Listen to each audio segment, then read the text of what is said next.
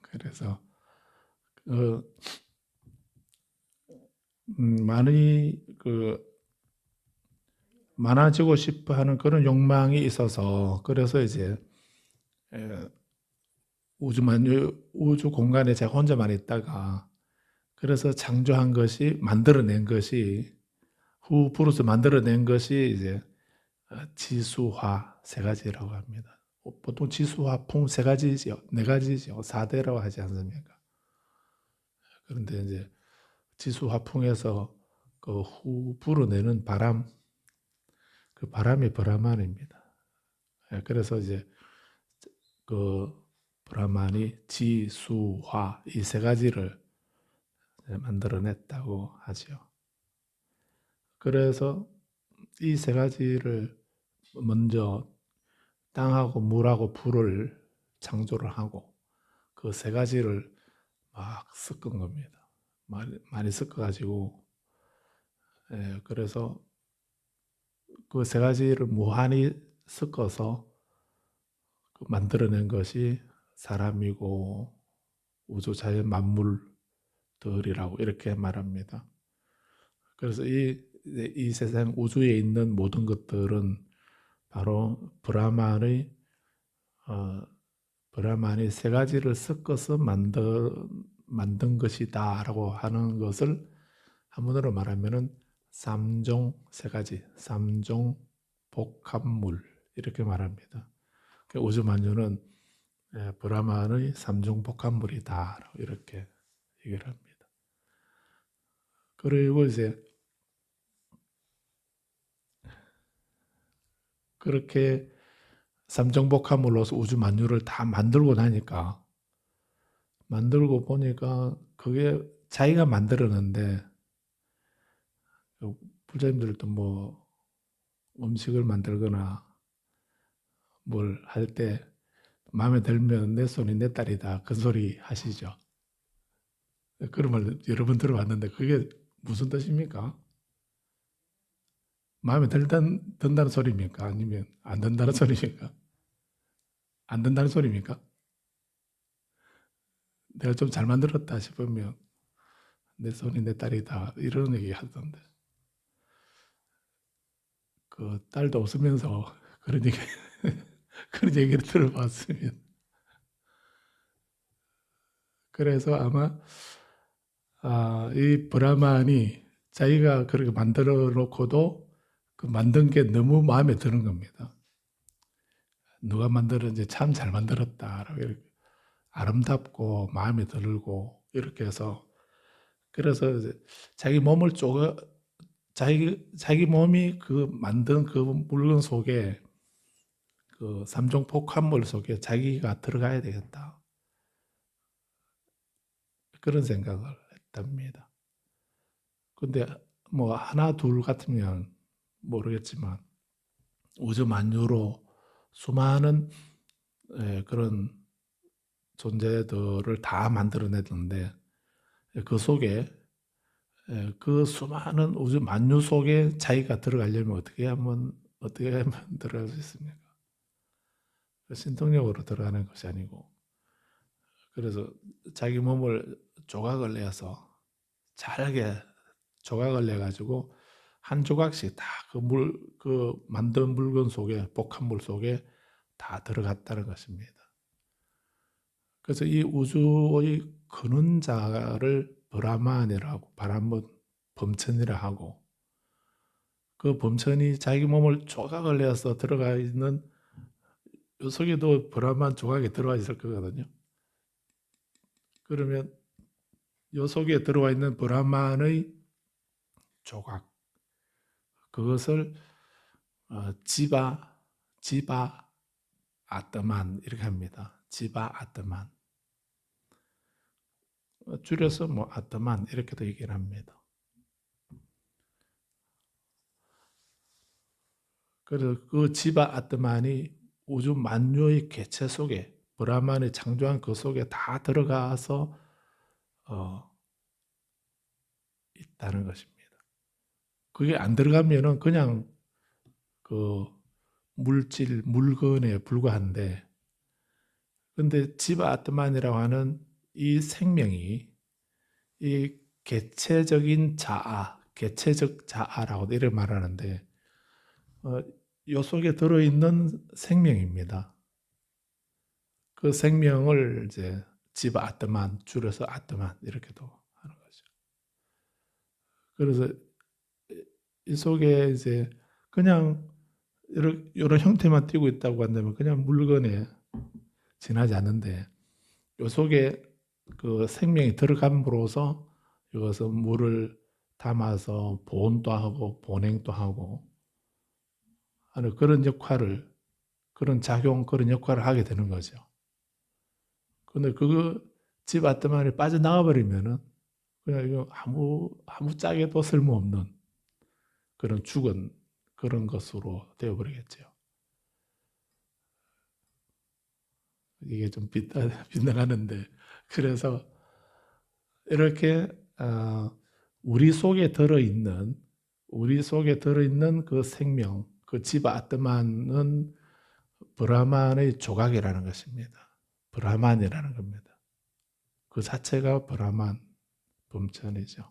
왜냐하면 금을 우리가 그 순금을 잘게 조각을 내게 되면 그 순금 조각 낸 것을 그거를 그 황토흙이라고 안 하죠. 노랗긴 한데 그거는 금가루라고 하지. 그거를 그거 순금을 잘게 분말로 이렇게 조각을 냈다 해서 그거를 황토흙이라고 한다든지 뭐 모래라고 하든지 이렇게 하지 않지 않습니까? 그 금은 잘게 조각을 내도 크기하고 상관없이 그 금의 성질은 잃지 않죠. 금의 성질은 그대로 가지고 있는 것입니다.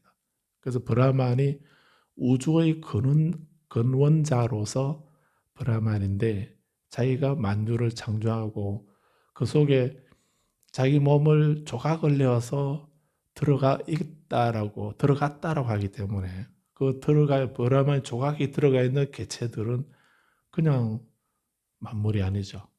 그냥 피조물이 아니고 그 자체가 브라만인 것이죠. 말이 되나요? 네. 브라마의 성품을 그대로 가지고 있는 것입니다.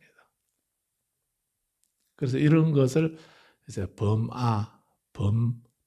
브라만 우주의 근원자고 아는 아트만, 지바 아트만으로서의 개체의 본질, 속성 뭐 이렇게 말할 수 있습니다. 그래서 브라만하고 개체의 본질이라고 하는 우리 개개 속에 있는 그 본질, 그 아하고는 동일하다 해서 범아일여, 한일자 같을여, 범아일여 이렇게 합니다. 물론 그거는 좀 철학적인 또 깊은 의미가 있기도 한데 우리가 그냥 생각하게 되면 우주의 근원자와 개체의 자아는 동일하다라고 하는 그런 얘기를 할 수가 있고요. 그리고 조금 다른 얘기이지만 조금 다른 입장, 물론 다른 입장이긴 한데 화엄경에도 보면은 우리 마음이라고 하는 거하고 부처님, 겁이라는 말은 겁이라는 것자 과 이런 의미로 씁니다. 그 심불겁 중생 마음하고 부처님하고 중생 이런 의미입니다. 심불겁 중생 시삼 이 시자 이 세 가지는 시삼 차별이 없다. 그런 말씀이 있습니다. 우리가 보면 어떻습니까? 내 마음은 내 마음이고 네 마음은 네 마음이고 부처는 부처고 중생은 중생이고 그래서 부처 눈에는 부처가 보이고 중생 눈에는 그 돈씨 눈에는 돈씨가 보이고 이런 얘기 무학대사 하셨다고 그러죠.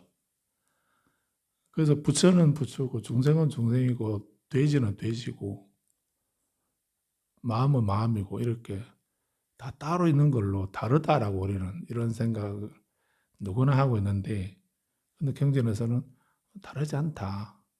마음이나 중생이나 부처님이나 부처나 이 세 가지는 차별 없는 거다. 동일하다. 하는 이런 말씀을 하고 있는데, 같은 말씀은 아니긴 하지만 그슬로 올라가게 되면 바람문교에서 범아이려라고 하는 이런 생각의 또 다른 표현인가, 이런 생각도 할 수가 있지 않겠나 봅니다. 물론 경전에서는 다른 의미로 말씀하신 거긴 하지만, 아무튼 이렇게 브라만이 모든 것을 창조했다라고 이렇게 하고, 그런데 그렇게 말하면 그게 진리라면, 사실이 그렇고 진리라고 한다면 우리 다 그렇게 생각하고 있으면 믿고 그렇게 생각하고 살면 되죠. 그런데 인도 사람들은 바라문들이 다 그렇게 얘기하니까 좀 들으면 좀 그럴 것 같기도 하고 신비롭기도 하고 좀 그런가 하는 이런 생각이 들지요. 지금 메모하신 만큼 이게 진리다라고 싶어서 지금 안 잊어버려야지. 집에 가서 안 읽어보겠지만 그래도 필기도 하고 하시죠.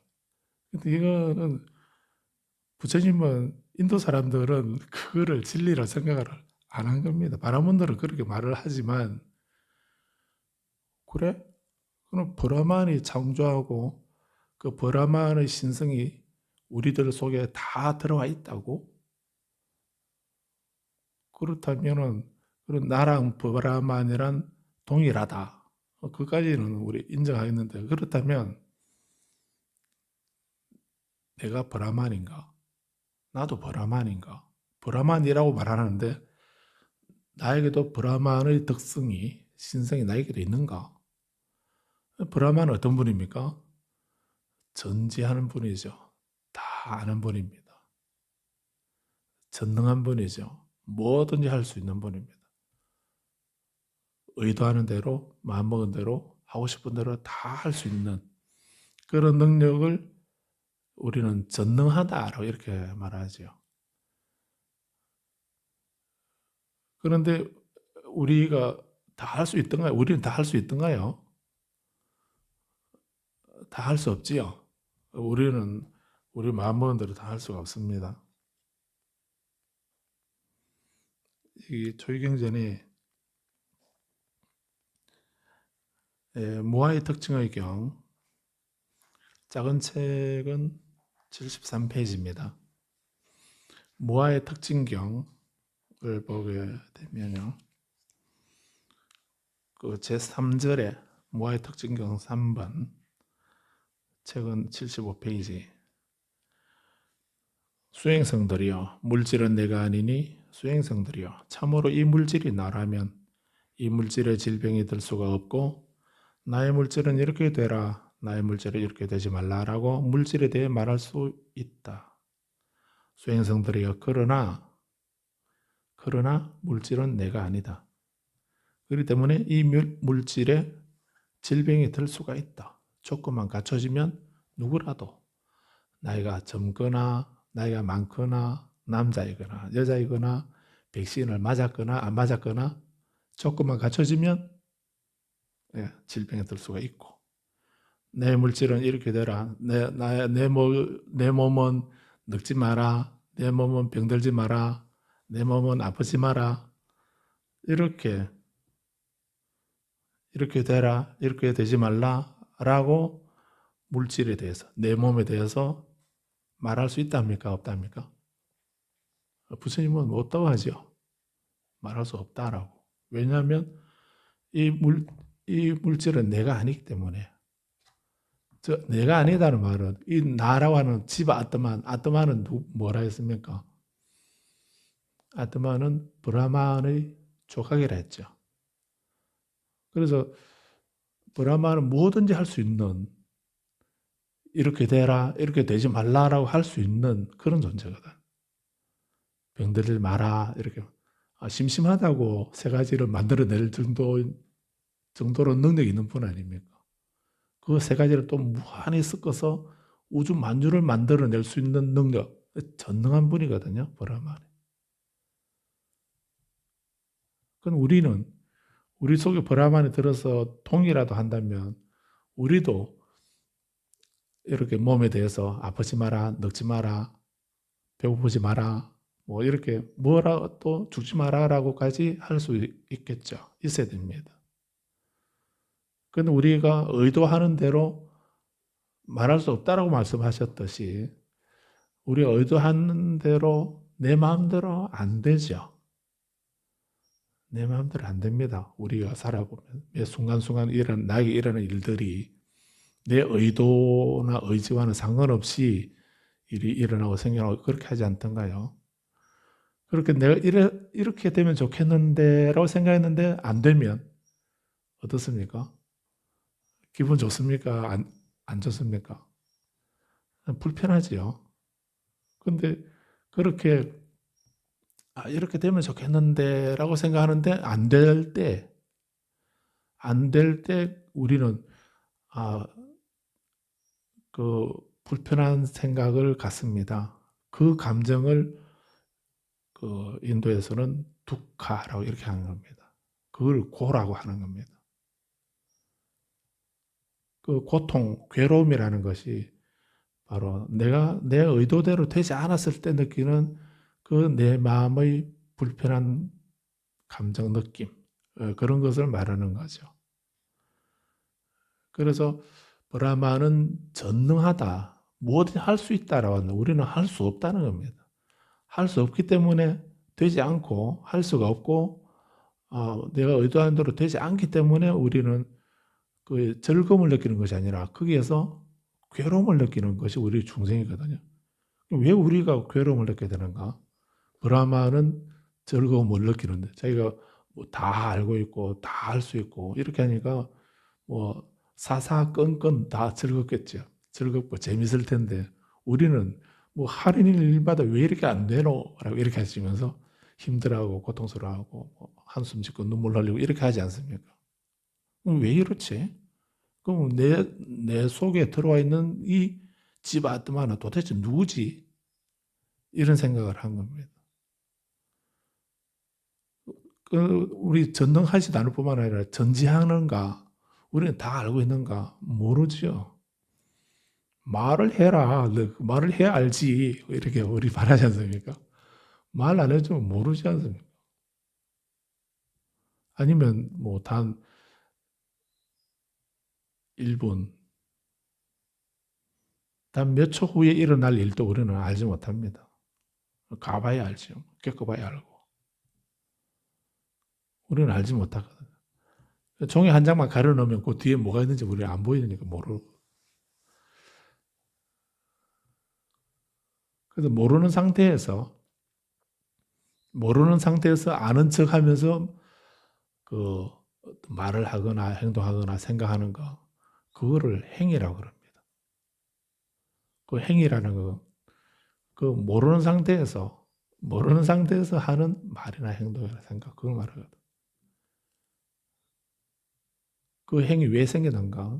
모르면서 아는 척, 다 아는 척하고 이렇게 말하고 행동하고 생각하는.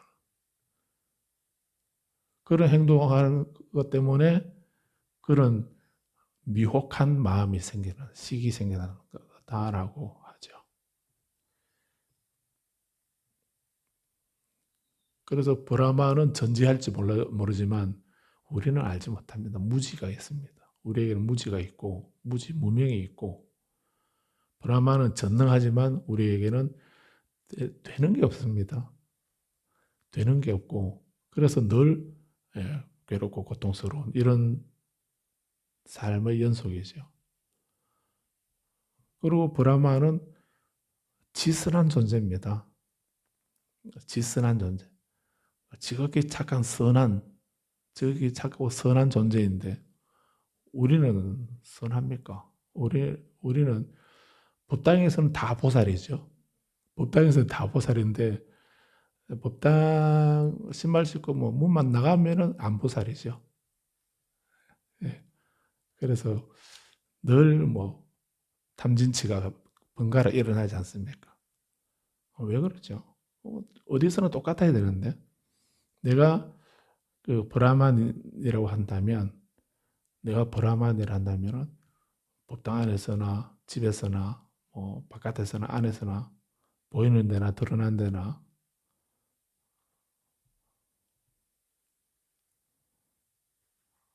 그럴 때 늘 여여하고 같아야 될 텐데 우리가 왜 다르지?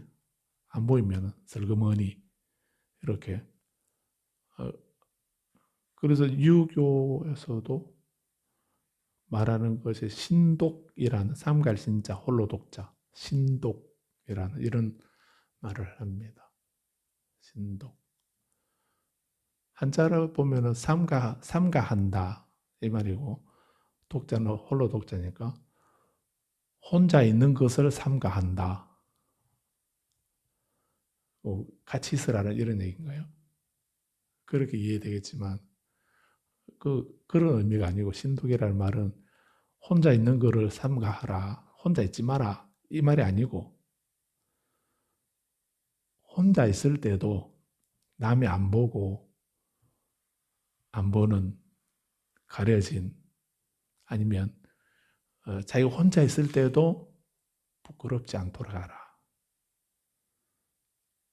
자기가 혼자 있을 때도 그 진리에 대해서 양심에 또는 진리에 거역되지 않고 부끄럽지 않도록 말을 하고 생각을 하고 행동하는 거 그걸 신독이라 이렇게 하는 겁니다. 그래서 글자 그대로 보면 혼자 있는 거를 삼가해라. 그러니까 늘 밤길 위험하니까 늘 같이 다니고 이렇게 하라는 이런 의미인가라고 생각하실지 모르지만 그런 의미가 아닙니다. 보나 안 보나 법당 안이나 밖이나 뭐 어디서라도 항상 그럴 때라도 그럴 경우라도 혼자 있을 때라도 양심의 가책이 되지 않도록 부끄러워지지 않도록 하라 하는 이런 가르침이라고 합니다.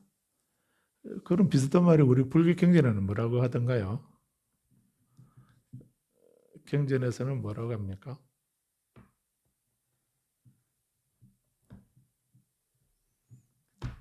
신독이라고 하는 이런 말씀은 안 하지만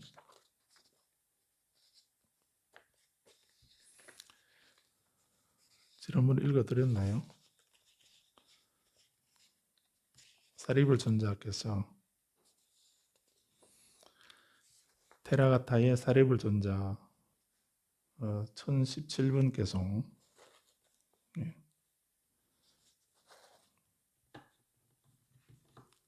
경전에도 비슷한 말씀이 있긴 한데 사리불 존자가 이런 말씀을 하십니다. 눈을 갖춘 님, 깨달은 님, 세존께서는 무지한 자를 위해 가르침을 설하셨으니 가르침이 설해질 때에 내가 간절히 귀를 기울였다. 그 경청은 헛되지 않아서 일체의 번뇌를 여의고 나는 해탈했다. 법문을 잘 들으면 법문을 경청하고 나니까 해탈을 얻을 수 있었다는 얘기입니다. 그래서 법문을 잘 들어라. 잘 듣기만 하면 해탈한다 하는 이런 말이죠. 사리불 존자가 직접 그랬다는 얘기 아닙니까? 그래서 다른 분들도 법문을 잘 들어. 잘 듣기만 하면 해탈을 얻을 수 있어. 라고 하는 말 좀 긴데 이 말을 뒤에 말로 번역하면 바로도 퇴돌 이렇게 하는 거죠. 바로도 퇴돌이 뭐 다른 거던가요? 법문 들어라. 법문 경청하기만 하면 해탈을 얻는다라고 하는 이 말을 누가?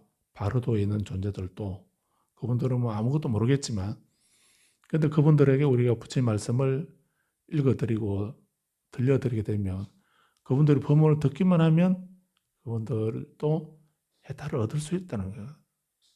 그런 말의 티베 말이 바로도 대돌 사리불 존재가 그렇게 일체의 번뇌를 내가 그렇게 경청 그 부처님 말씀에 귀를 기울였더니 법문을 들었더니 그 경청은 헛되지 않아서 나에게 일체의 번뇌를 여의고 나는 번뇌를 여의고 해탈을 했다. 법은 잘 들어야 되는 겁니다. 경청을 해야 되고 잘 들어야 되는 겁니다. 그런데 티끌없이 항상 청정을 구하는 님에게는 티끌없이 항상 청정을 구하는 님에게는 틀그만큼의 악도 구름처럼 크게 보인다. 틀그만큼의 악도, 악행도 구름처럼 크게 보인다. 사르브 존자께서 이런 자각이 일어났다는 것입니다. 이 말씀을 한문으로 살짝 바꾸어서 번역하게 되면 신독 이렇게 할 수도 있겠죠. 혼자 있을 때도 혼자 남이 보지 않고 있는 그럴 때라도 내가 양심에 부끄러움이 없는 그런 사람이 그런 생활을 하자 하는 게 신독이거든. 그래서 뒤끝없이 항상 청정을 구하는 그런 사람들에게는 들그만큼의 악행도 구름처럼 크게 보인다. 이렇게 말씀하고. 그러니까에서는 비구는 수행자는 명상을 하려고 하는 사람들은 사소한 허물도 작은 허물에서도 두려워한다. 작은 허물도 두려워한다. 우리는 작은 허물은 무시하거나 합리화하거나 이렇게 지나가 버리지만 그런데 뒤끝 없이 항상 청정을 구하는 그런 사람이라면 작은 허물도 사소한 허물, 작은 허물도 두려워하고 허물을 짓지 않으려고 하고 지은 허물은 참회를 하고 그래서 청정을 회복하려고 하고 하는 이런 것이 수행이라는 것입니다.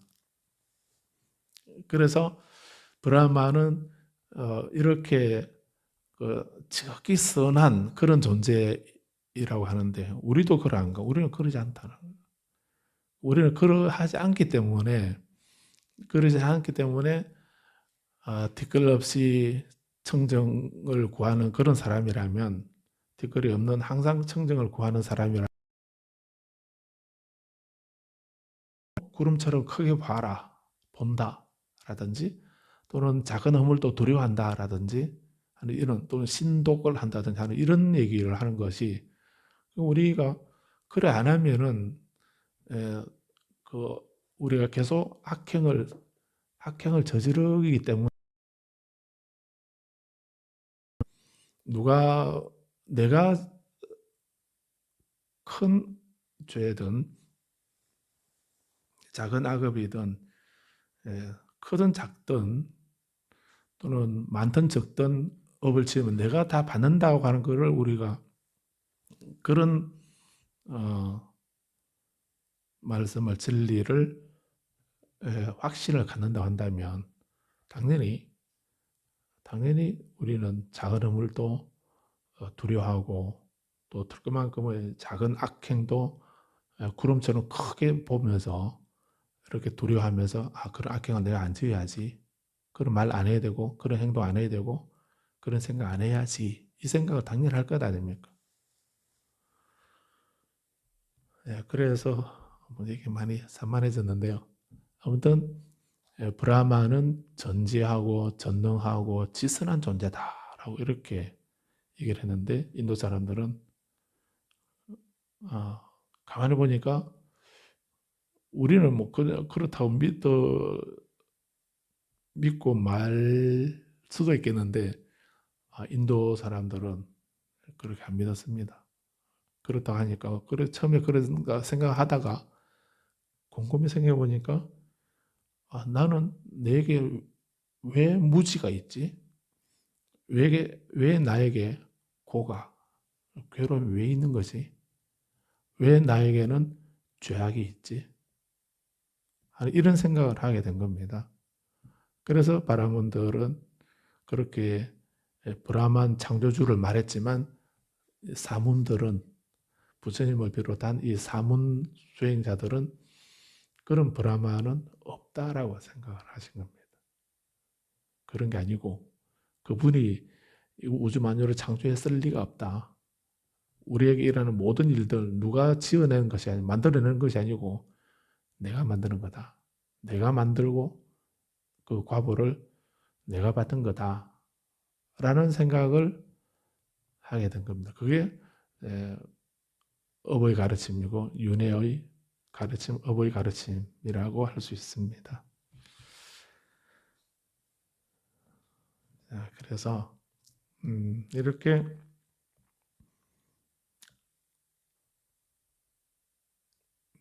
우리는 이렇게 지금 교재 67페이지에서 10가지 그 악하고 불건전한 것의 뿌리가 뭔지, 악하고 불건전한 것이 무엇이고, 또 악하고 불건전한 것의 뿌리가 무엇인가, 또 착하고 건전한 것이 어떤 것인가, 착하고 건전한 것의 뿌리가 되는 것은 무엇인가라고 하는 것을 여기서 지난 시간에 말씀을 하셨습니다. 우리가 이렇게 선이 뭔지, 악이 뭔지 하는 이런 거에 대해서 명확하게 분명히 아는 것도 중요하고요. 또 그와 더불어서 이걸 바탕으로 이제 그걸 알았으면 앞의 지난 경에서 그걸 봤죠. 마음의 더러움을 내 마음속에 마음의 더러움이 있다고 하는 것을 알았으면 알고 나서 그걸 알았으면 그런 더러움이 내 마음에 있다는 것을 알았으면 그것을 버려야 된다라고 이렇게 말씀을 하셨는데요.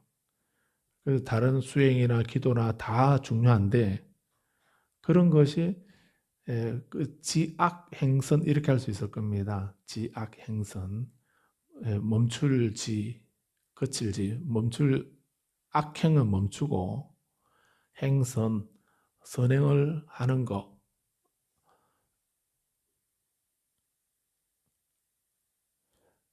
그래서 지악 행선을 하라고 이렇게 말씀하고 있는데 그래서 모든 그 부처님 가르침의 근본이 가장 바탕은 그 법국경 183번 개송에서 말씀하시는 것처럼 제악 막작 제악 막작 모든 악행을 짓지 마라.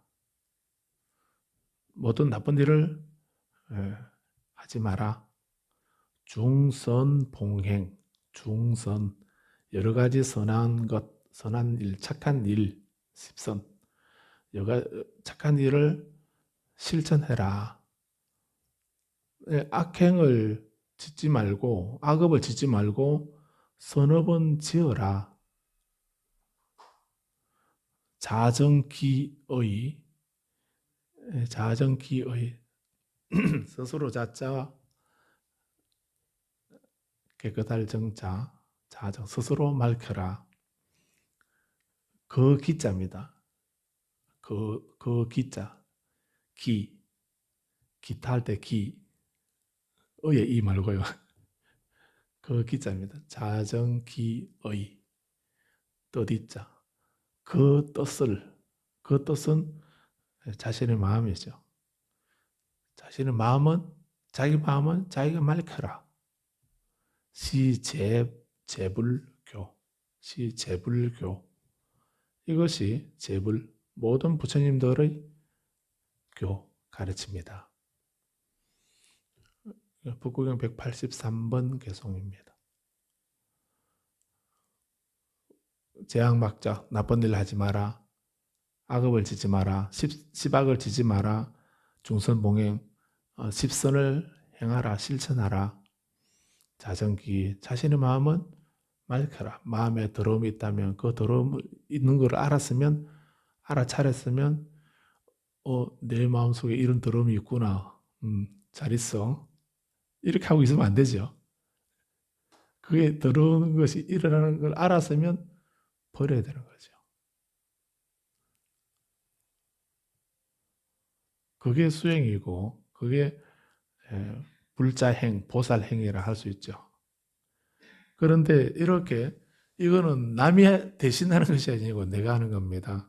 내가 그렇게 악업을 짓지 않고 선업을 짓고 마음을 맑히는, 그래서 뒷걸없이 항상 청정한 삶을 살기 위해서 우리는 삼보에 귀의하고 수행하고 명상하고 공부하는 겁니다. 다른 거 없습니다. 근데 누가 그런 얘기 할 수 있습니다. 아까 그렇게 좀 다른 얘기이긴 하지만 글자 그대로 보게 되면 신불급 중생 시삼무차별 이렇게 안 했습니까? 그래서 마음이다 중생이다 부처다라고 하는 거는 차별이 없다 하고, 또 불사선 불사악 이런 말도 하죠. 선도 생각하지 말고 악도 생각하지 마라. 그럴 때 너의 본래 면목이란 뭐냐? 이렇게 질문하기도 하죠. 그래서 근원적인 자리에서는 선이다, 악이다, 그것도 하나의 집착이 아닌가, 이렇게 말하는 분들도 있습니다. 거기에는 어떤 것도 존재하지 아니하고 어떤 분별도 없는데 무슨 선이 있고 무슨 악이 있고 뭐 아는 게 있고 모르는 게 있고 그러냐고, 그렇게 분별하지 마라, 이렇게 말하는 분들도 있습니다. 그런 말씀도 있을 수 있는데, 근데 그거는 다른 입장에서 이해를 해야 됩니다. 진재의 입장에서, 근원적인 자리에서는 그런 것이 없겠지만, 불자님은 지금 어디에서 살아가고 있습니까?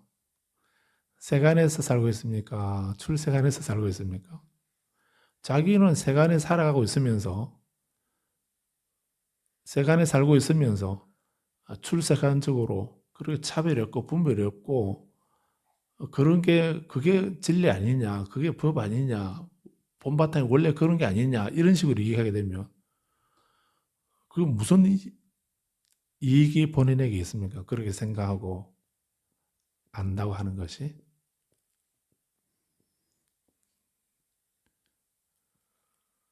그래서 우리가 근원적인 입장에서 업을 짓지 아니하고 원인을 안 짓고 결과를 기대하지 아니하고 이렇게 한다면 문제는 다르죠. 그렇다면 다릅니다. 부처님이 이시세존 식시 차기지발 입사위 대성글식, 이렇게 그 금강경 구절을 기억나시죠? 그리고 반사을수 의발 세족이 부자이좌 하셨다. 이렇게 부처님이 그런 모습은 사실은 글자 그대로 보게 되면 수보리도 그렇게 하고 있고요, 우리도 그렇게 하고 있고 똑같습니다. 뭐 다른 게 없지 않습니까? 부처님이 그때 부처님이 식시 공양 드실 시간이 되니까 신통력으로 밥, 배고픈데 밥 이러면 밥이 딱 나타나고, 뭐 반찬 뭐 맛있는 반찬 딱 이렇게 생각하면 바로 나타나고, 이렇게 되었다고 한다면 부처님이시니까 그런 신통력이 있으셔서 굳이 땀 흘리면서 그 더운 인도에서 맨발로 그렇게 밥 얻으러 글씨가를 안 나가셔도, 부처님은 딱 나무 그늘이 시원한데 에어컨도 없지만 그래도 나무 그늘에 시원한데 앉아 계시면서 밥 하면 밥이 나타나고, 국 하면 국이 나타나고, 반찬하면 반찬이 나타나고, 그렇게 하시거나 아니면 다 생각만 하셔도 뒤에 음식이 돼서 나오는데, 자양분이 돼서 나오는데요. 근데 그런 냄새 나는 거 부처님 안 드셔도 다 생각만 하면 배가 부르고 뭐 이렇게 되는 그런 게 아닌가? 우리는 그렇게 생각 안 하십니까? 저도 부처님이라면 안 드셔도 배가 부르고, 그리고 안 드시기도 하니까 어, 목욕도 안 하실 거고, 또 뭐 해우소도 안 가실 거라고 생각하고 계시죠?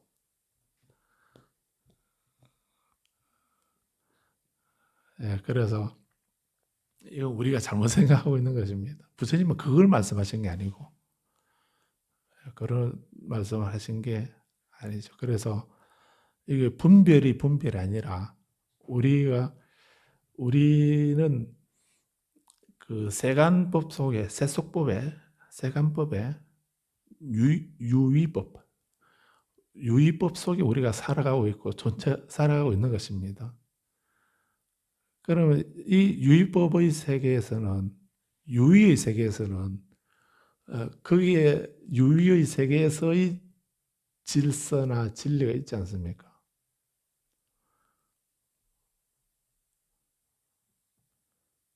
그러면 그 법을 따라야죠. 그래서 우리가 이 세상에 아무리 무의의 진리, 근원적인 진리가 분별이 없고 청정하고 고요한 그런 것이라고 햇빛보다 더 밝은 자성이라 하더라도 우리는 낮과 밤이 있고 좋은 것과 나쁜 것이 있고 아름답고 추한 것이 있는 이 속에서 우리는 어떻게 해야 됩니까?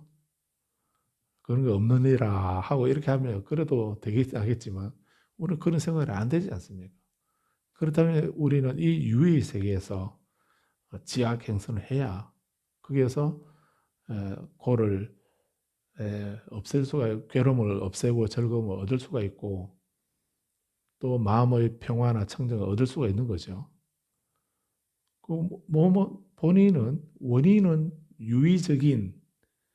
유의적인 그런 인연을 계속 지으면서 계속 나쁜 말 하고 사소한 거는 그것까지 시비 거냐 이렇게 하면서 전혀 생각도 안 하고 이렇게 그렇게 어두운 업을 짓고 행동을 하고 생활을 하고 있으면서 마음만은 책에 보니까 경제를 보니까 또는 어떤 분이 그런 말씀 하시던데 이렇게 말하면서 그런 분별을 아직 그런 데 걸려 있냐 이렇게 말을 하는 이런 사람들이 있습니다. 황당하죠. 그래서 우리는 경전을 좀 이렇게 읽어보면서 앞서가지 말고요. 사실은 이 마지막 니까야는 되게 중요하고 어려운 경전입니다. 이거는 그냥 교리 설명하기 위한 이런 게 아니고요. 명상이라 하는 것이 명상은 이건 그 논리적으로 교리적으로 이렇게 말하는 게 아니거든요.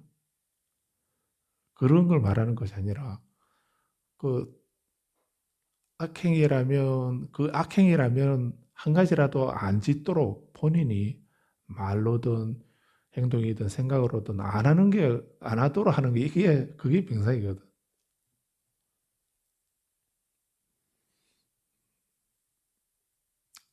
임재여 스님이 그 제자가 불법의 척척한 불교의 가장 심오한 도리가 무엇입니까? 이렇게 물었습니다. 그렇게 질문을 하니까 여쭈니까 임재 스님이 이제 그 제자를 앞으로 나와봐라고 나와서 한 번 더 말해봐라. 그래서 이제 불법의 가장 심오한 뜻은 척척한 대의가 무엇입니까? 이렇게 묻습니다. 정중하게 질문하니까 임재 스님이 멱살을 딱 잡고 흔들면서 일러 봐라 하라고. 일러 봐라 이렇게 말해봐라. 네가 말해봐라. 불법의 심오한 도리가 무엇인지 말해봐라. 일러 봐라 하라고. 멱살을 잡고 이렇게 일러 봐라 이렇게 다그치니까 그러니까 그 제자가 질문할 때는 아니까 물었겠습니까? 몰라서 물었겠습니까?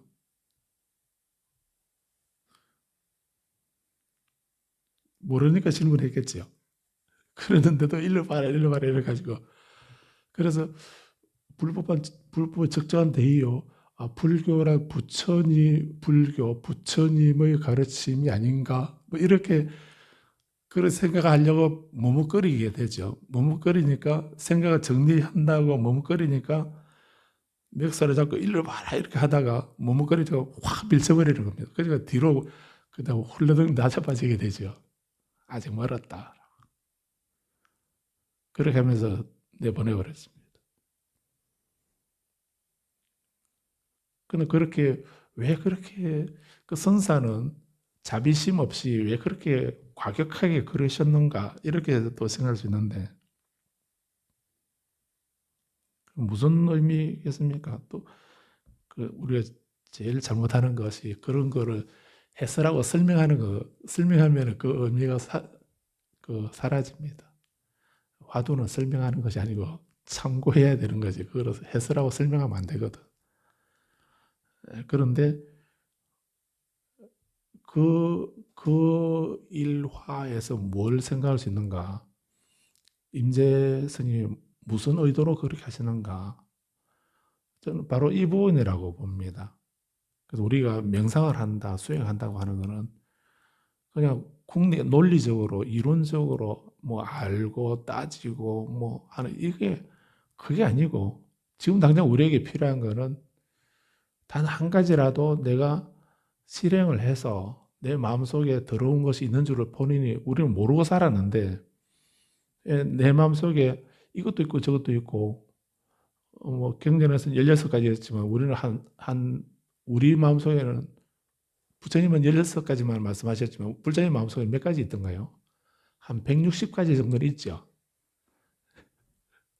그러니까 이런 거를 우리는 모르고 살지 않습니까? 모르고 그대로 그 들어온 상태로 말을 하고 행동하고 이렇게 살아온 게 우리인데 이제 부처님을 만나서 그게 마음의 더러움이고 그것이 그 악행의 뿌리라고 하는 것을 알았고 근원이라고 하는 걸 알았으면 그걸 없애는 거. 그건 최대한 내가 할 수 있는 데까지 그런 거를 없애고 바로 해야 되겠다. 말게 되겠다. 하는 거. 선행이라는 거예요. 그 선행을 하게 되면 다른 사람에게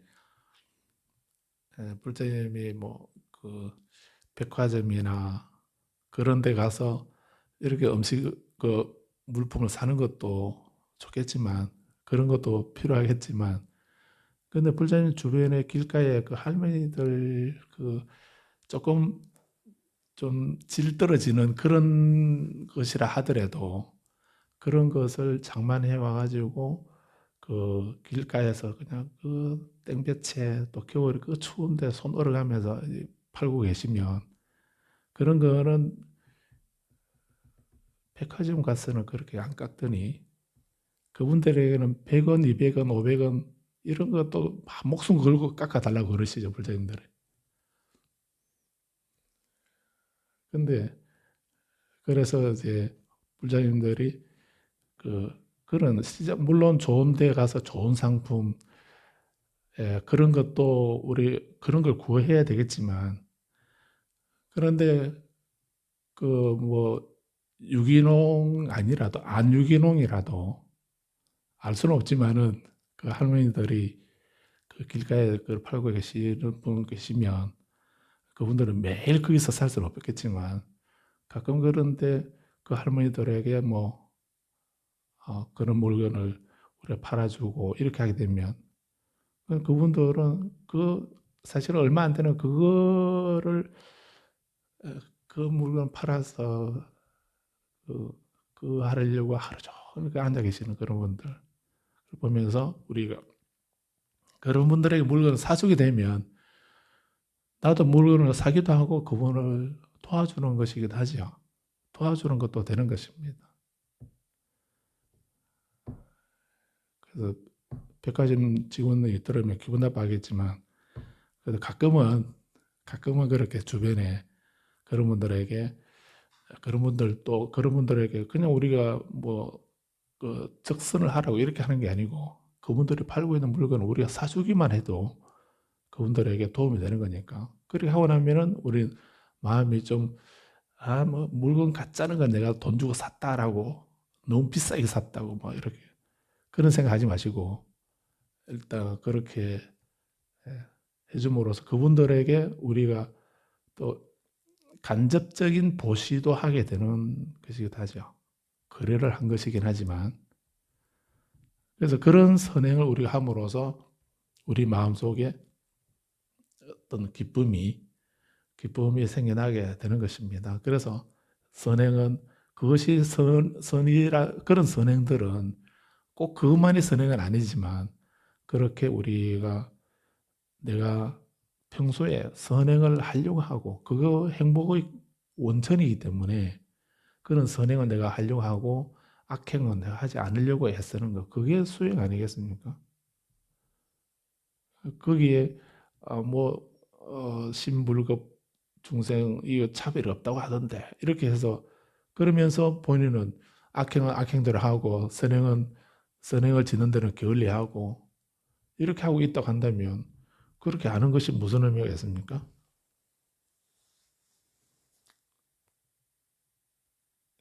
그래서 다른 얘기로 시간 너무 많이 지나가는 것 같은데 십선하고 십악을 이렇게 말씀을 했습니다. 그래서 이것이 다 알고 계시는 부분인데 이거 알고 모르고 그게 중요한 건 아니죠.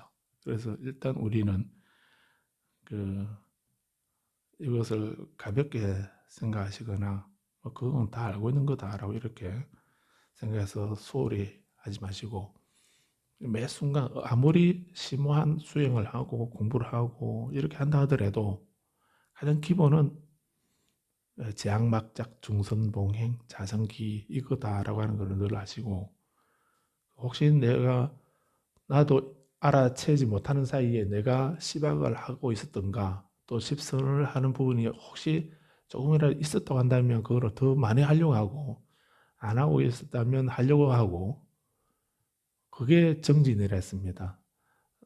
삼마바야모 정진이라는 말이 그런 의미입니다. 그래서 11절을 보시면 열 번째에는 어떠한 것이 착하고 건전한 것의 뿌리인가 버터리어 탐욕이 없는 것이 착하고 건전한 것의 뿌리이고 성냄이 없는 것이 착하고 건전한 것의 뿌리이고 어리석음이 없는 것이 착하고 건전한 것의 뿌리입니다. 이것들을 착하고 건전한 것의 뿌리라고 합니다. 탐욕과 성냄과 어리석음이 악하고 불건전한 것의 뿌리가 되는데 탐욕이 없고 성냄이 없고 어리석음이 없는 것 그것은 착하고 건전한 것의 뿌리이다라는 것입니다. 그래서 11번째 이렇게 고귀한 제자가 그래서 이 고귀한 제자 말씀드리려고 아까 바라문 얘기하다가 여기까지 왔는데 그래서 우리는 사람들은 인도에서는 바라문, 왕족, 무사, 평민, 노예 이런 계급 제도가 있긴 하지만 그렇게 사람들을 그런 계급으로 나누어서 고귀한 사람, 천한 사람, 보통인 사람 이런 식으로 막 나누기도 했습니다. 우리도 양반이라든가 반상이라는 게 있었죠.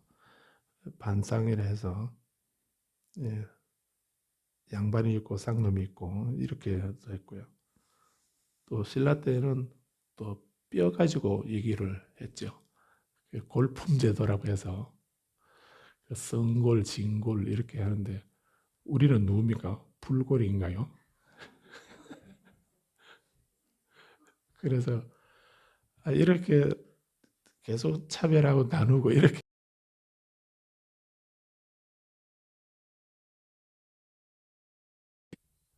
이렇게 부처님은 이제 사람들을 또 어떻게 나누는가? 중생과 부처로 이렇게 나눌 수도 있겠지만 불교에서는 그 일반 사람들을 둘로 나누고 있습니다. 부처님은 둘로 나누고 있습니다. 불골들은 예, 둘로 나누고 있는데 하나는 고귀한 제자들입니다. 고귀한 제자하고 배우지 못한 일반 범부 이렇게 배우지 못한 일반 범부 어리석은 사람하고 어, 배우지 못한 일반 범부와 고귀한 제자로 나누고 있습니다.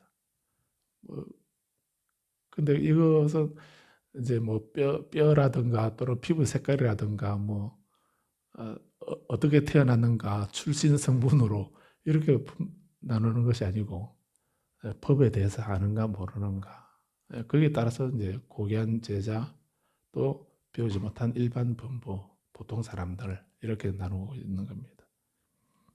그래서 고귀한 제자라는 것이 배우지 못했다고 하는 것이 그 학교를 나왔는가 안 나왔는가 하는 이거하고는 아무 상관없지요. 그거하고는 아무 상관없습니다. 그거 가지고 말하는 게 아닙니다.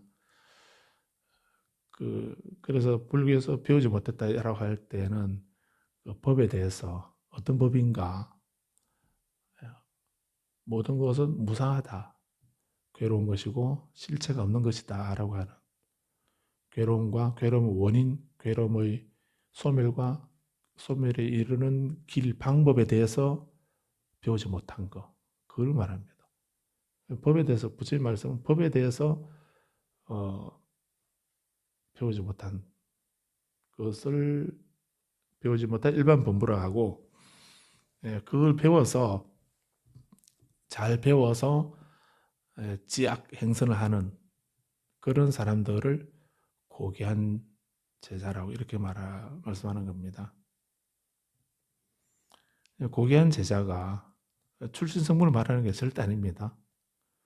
또 단복을 유니폼을 잘 입었는가, 메이크 있는 거 입었는가, 그거 가지고 고귀하다, 천하다 이렇게 나누는 거 절대 아니니까 그런 거 신경 쓰지 마십시오.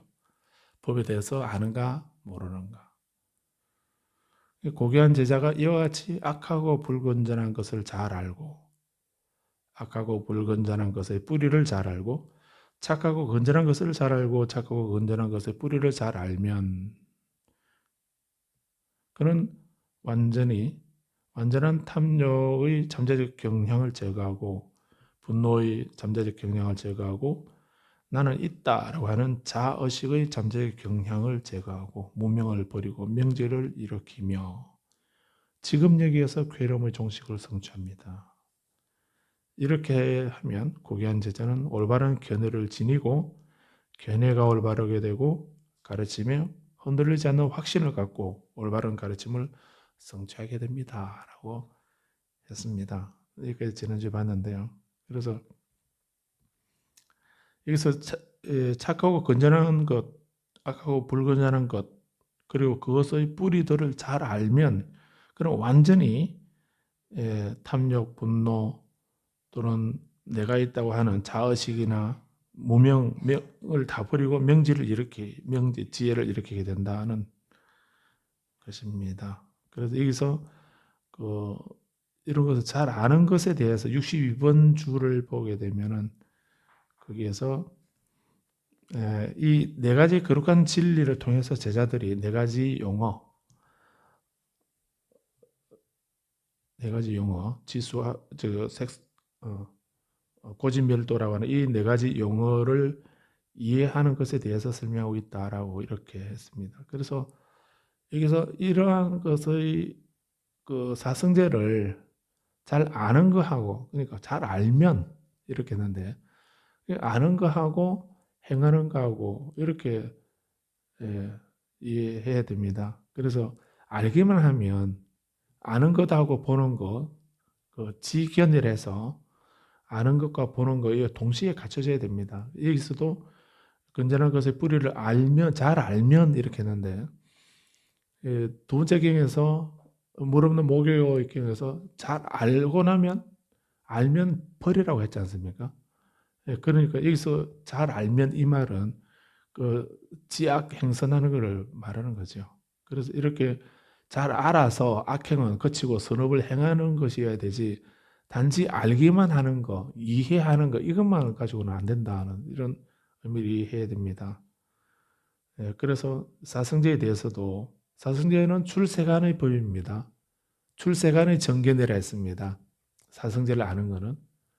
근데 세간적인 정견은 내가 업의 주체이고 상속자다라고 하는 것을 아는 것, 그것을 일반적인 세간적인 정견이라고 이렇게 했는데, 출세간적인 윤회를 벗어나는 출세간적인 정견은 사성제를 아는 것이라고 이렇게 설명하고 있죠.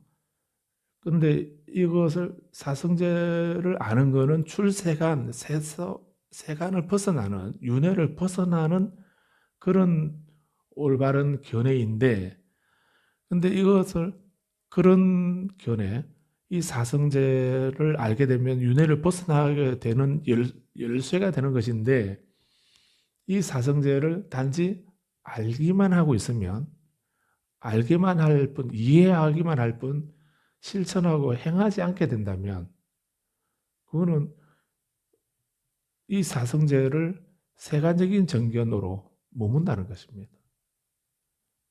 그래서 출세간적인 정견이라는 것이 어떤 뭐 심오한 깊은 진리를 아는 거 모르는 거 이것 가지고 하는 것이 아니고 그거를 어떻게 실행하고 행하는가 하는 거기에 그 행위 따르는가 따르지 않는가 하는 이런 의미.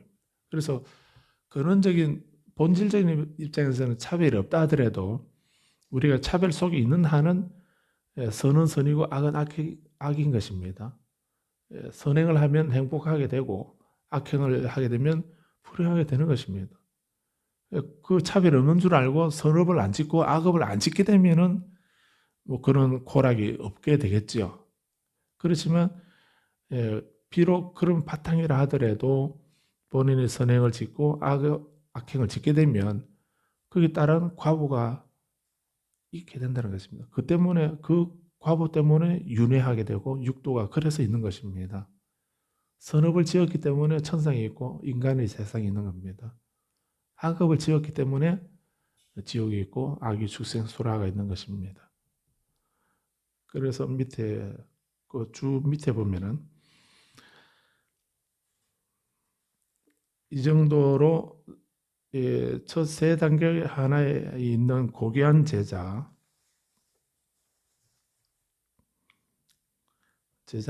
출세간적인 올바른 견해에 도달했으나 아직 모든 번뇌를 제거하지는 못한 자에 대한 묘사이다. 뭐 이렇게 말했는데, 그래서 이렇게 사성제라고 하더라도 일단 알기만 하면 이해하기만 하면은 이해하는 것만 해도 사실은 세간적인 세간적인 이런 입장에서는 그 상태에서 좀 보다 나은 그런 단계가 되겠지만 궁극적인 그 깨달음을 완성하는 이런 단계는 아니거든요.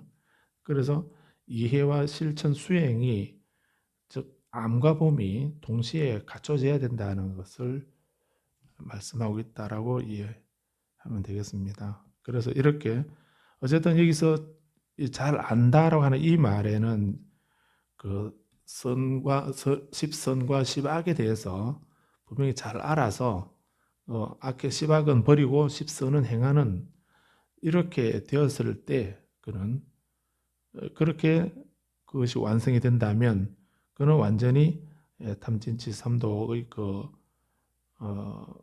악행의 뿌리까지 제거하게 되고 그래서 무명을 버리고 명지를 일으키면서 지금 여기에서 괴로움의 종식을 성취한다라고 하는 것입니다. 그래서 우리가 선행을 하거나 악행을 하게 되면 금생에 선행을 지어서 다음 생에 복을 얻고 금생에 악행을 짓게 되면은 또 다음 생에 나중에 다음 생에 그 벌을 받고 뭐 이렇게 되는 것이 아니고 그래서 우리가 업을 짓게 되면 세 가지 방법으로 받는다라고 이렇게 말합니다. 그래서 바로 악업을 짓자마자 바로 그 결과를 받는 경우도 있고 정해져 있는 건 아닙니다. 그 순현업이라 해서 바로 그 짓자마자 바로 결과를 받는 이런 애도 있고 또 다음 생에 받는 경우도 있고 지금이든 다음이든 정해져 있지는 않지만 더 조건이 성숙되게 되면 언제든지 반드시 나타나게 되는 이런 경우도 있다는 것입니다. 그래서 이 세 가지 방식으로 결과가 나타나는 것이긴 한데 우리가 수행을 하고 명상을 하게 되면 그 깨달음을 다음 생에 이제 어떤 이익을 얻는가 이런 그런 것이 아니라는 겁니다. 지금 수행하게 되면은 지금 여기에서 바로 지금 여기에서 시간적으로는 지금 공간적으로는 저 타방 세계가 아니고요. 다른 나라가 아니고 바로 여기 이 자리에서 지금 바로 여기 이 말은 시간적으로 공간적으로 바로 지금 이 순간 바로 여기 이런 의미입니다.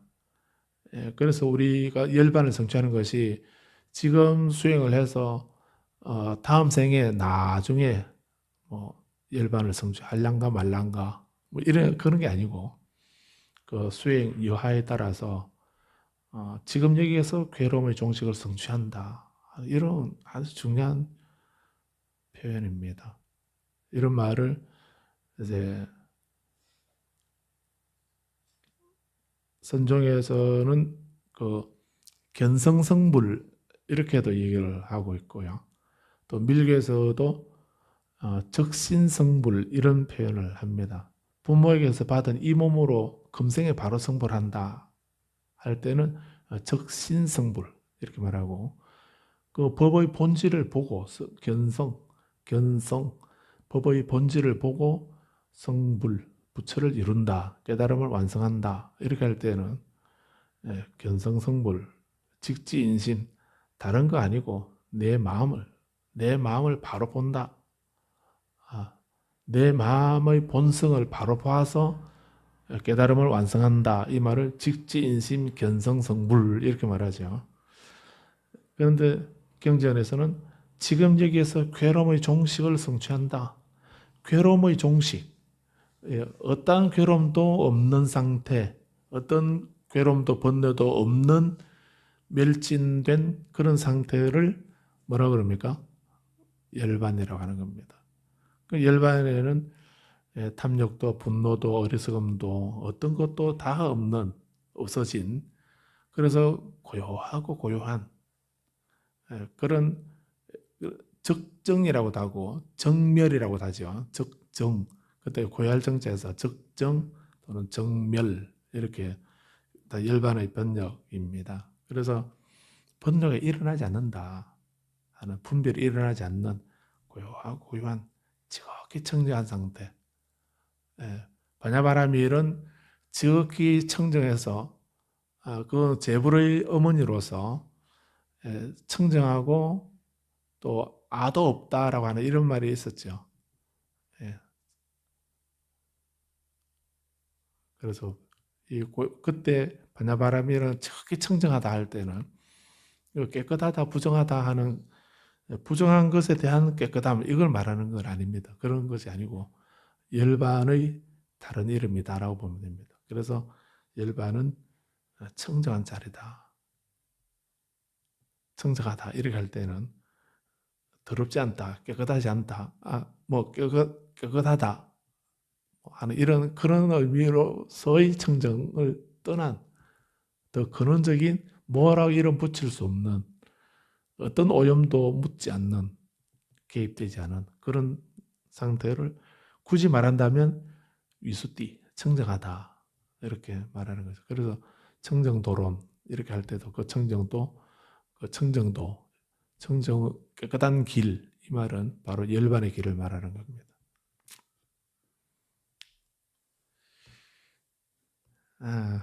오늘은 13절 말씀드리려 했는데 13절에 고귀한 제자가 자양분을 알고 그래서 그 비구들이 이제 멀리서 사리불 존자에게 법문 들으려고 멀리서 온 김에 한 가지 얘기만 듣고 가기 너무 아쉬워서 우리는 뭐 매주 하니까 그 법회 끝나고 그냥 바로 가지만 또 다음 주에 또 오실 거를 기약하고 이렇게 하는데 근데 이 비구들은 멀리서 왔고 그때 뭐 인터넷도 안 되고 라이브도 안 되고 이렇게 하니까 그래서 그 멀리서 법문 들으려 와가지고 사리불 존자에게 이 한 얘기만 듣고 가기에 너무 아쉬워서 부족해서가 아니고 아쉬워서 또 다른 법이 있습니까? 라고 또 다른 법문은 없습니까? 12번째 절에서 이런 말씀하죠. 그러니까 이제 13번째 13절에서 보시오 있습니다. 고귀한 제자가 자양분을 알고 자양분의 생성을 알고 자양분의 소멸을 알고 자양분의 소멸에 이르는 길을 잘 알면 그만큼 올바른 견해를 지니고 견해가 올바르게 되고 가르침에 흔들리지 않는 확신을 갖고 올바른 가르침을 성취합니다. 라고 말씀을 시작합니다. 그래서 여기서 자양분, 음식이란 말이고 양식 또는 영양 뭐 그런 의미이겠죠. 그래서 여기서는 이제 네 가지 사식, 음식, 식자 해서 이것을 사식이라고 합니다. 네 가지 음식 이렇게 말하는데, 그래서 우리는 음식이라면 뭐 우리 먹고 마시는 그런 음식만 생각하는데 경전에서 음식 자양분이라고 이렇게 말씀할 때는 이제 네 가지를 사식이라고 해서 다음 페이지 주 66번에 네 가지 음식을 말씀하고 있습니다. 그래서 이 부분은 다음 시간에 13절은 다음 시간에 보겠습니다. 이걸 보시면서 여기 주에서도 나오고 있는데 그 다음 페이지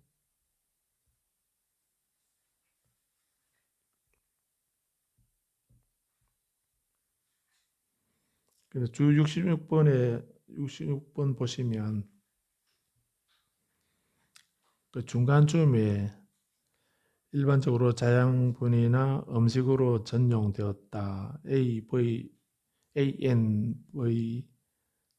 136에는 10가지의 자양분에 관해 다음과 같이 언급하고 있다. 라고 이렇게 인용하고 있거든요. 여기서 이 부분이 AN, 안 고다르니까요. 5권에 5권 136페이지라는 이런 말입니다. 그래서 다음 시간에 그 집에 안 고다르니까야 갖고 계시면 우리 그 전서 그 갖고 계시면 안 고다르니까야 10번째입니다. 10에 73번. 지금 그 5에 136 이렇게 해놓으면 찾기 어렵습니다. 근데 원서가 그렇다는 얘기인데 지금 우리 번역된 거기에 그 경번호가 10에 73입니다. 10에 73 그렇게 목차에 딱 보시면 금방 찾을 수 있습니다. 10에 73번 경인데 원하는 것의 경 이렇게 되어 있습니다. 이 경전이 원하는 것의 경. 그것이 거기에 그 10가지 자양분에 대해서 말씀하고 있는 부분이 있습니다. 그래서 그 부분을 제가 오늘 말씀드리려 했는데 다음 시간에 말씀드리기로 하고 그 집에 안구다른 니까야 있는 분은 10에 73번 그 5권입니다.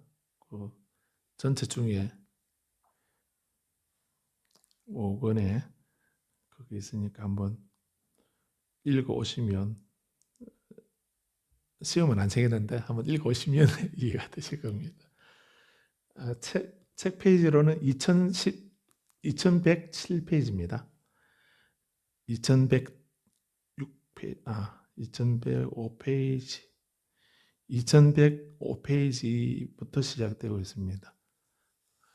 2105페이지에 원하는 것의 경이 있으니까 그거 한번 읽으시고 마지막이니까 이걸 보시게 되면 훨씬 이해가 잘 되리라 싶습니다.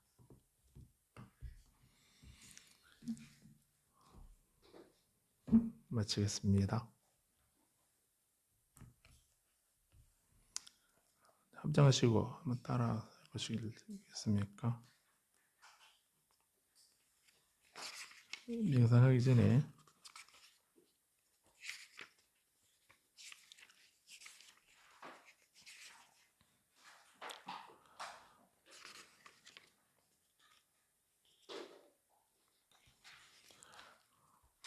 부처님 가르침대로 실천하는 수행으로 존귀하신 부처님께 예경하나이다. 부처님 가르침대로 실천하는 수행으로 고귀한 담마에 예경하나이다. 부처님 가르침대로 실천하는 수행으로 소중한 상가에 예경하나이다.